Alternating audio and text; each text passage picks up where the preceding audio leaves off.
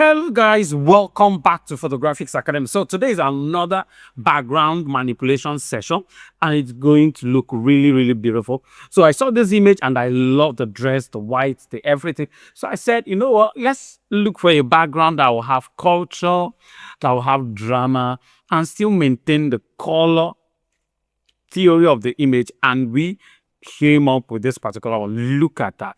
Warm, spotlighted with the flower, the table.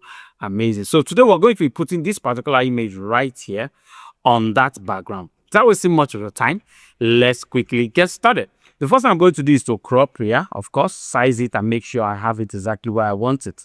So I'm going to reduce the foreground because if you look at the background we have here, the foreground is not that much. So we just work with this. Then press enter.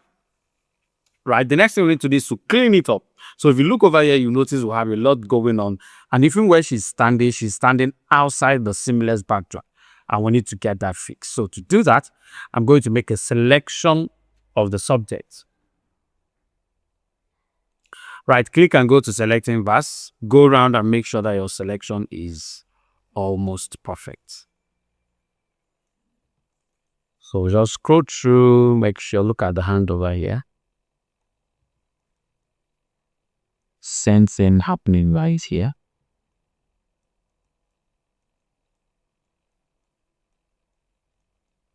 And yeah, okay, look at the hair. Okay, so once this is done, I'm going to make a duplicate like this. Then right click and go to layer via cut, or even use your mask. Or can just create a mask for it, but I think I prefer it like this.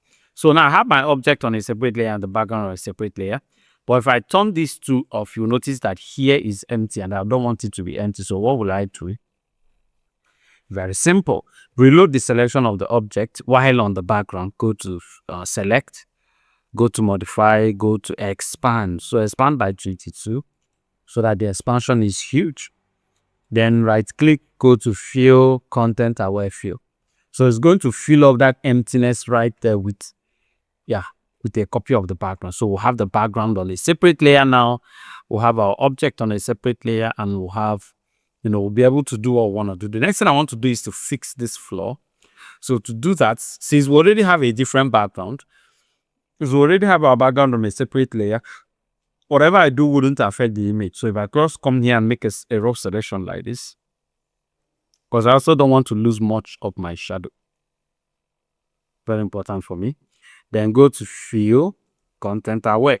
So it should fill up that front floor with the background. Beautiful. Okay, this worked. But I feel my shadow is gone.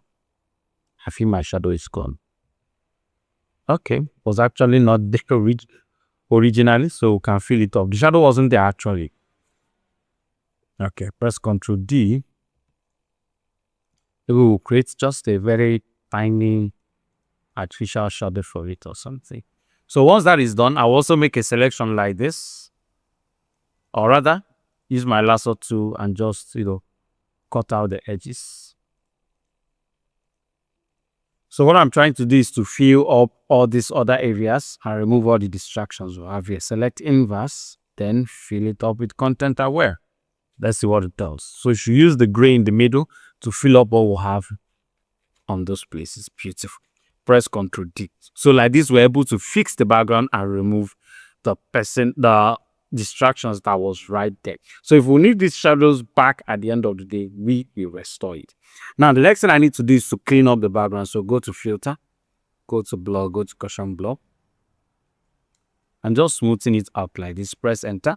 So now we'll have a very clean background. Time to bring in the background we want to use. So come over here, unlock it. It's already unlocked. Just drag and drop over your image. So I want my object standing somewhere around here. Beautiful.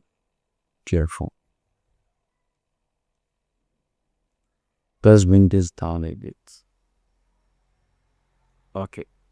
The next thing I want to do is to change the blend mode to overlay. But if I do that, you will notice that we've lost the contrast of our background. The reason I do the overlay thing is so that when we press backspace here, we'll be able to restore the shadows we need on our image, right? Be able to restore the shadows. But now, looking at it, you will notice that is not looking good. So I'm going to make double duplicates. This one is going to be maintained as normal.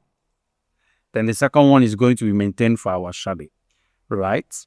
So if I come over here and create a mask and just, gradually tap over the places our shadows should be, you see that the shadows are back, but we are getting excess of what we want. So I'll just come over here and, disappear the things we don't want, just like this.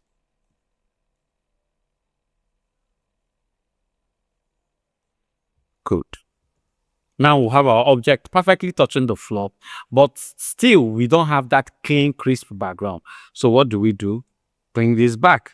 Then use a mask to restore the shadow that we already restored on the other one.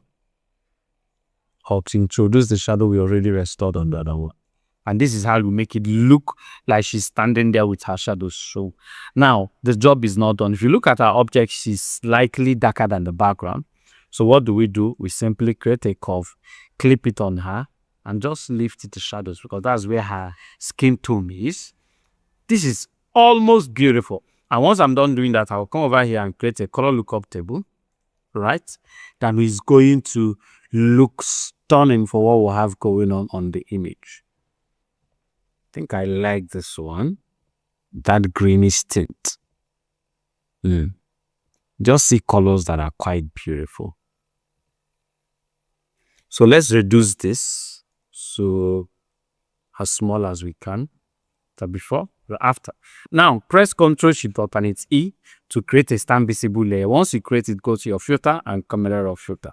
So here what I want to do is to bring down the highlights a little so that her clothes details come back. Then push up the colors and create a vignette. So if I put down the highlights a little, push up shadows, increase the vibrance a bit, or maybe try warming the overall image up, then come down here and create a vignetting effect around the object, just like this, to make sure that every time you look at the frame, the first person you see is the model standing right there in the middle. And press enter. And we are practically good to go. The job is done. Let me show you the overall before and after. So this is the before, this is the after, this is the before, this is the after. If you want to gain access to this background, just join our Telegram channel.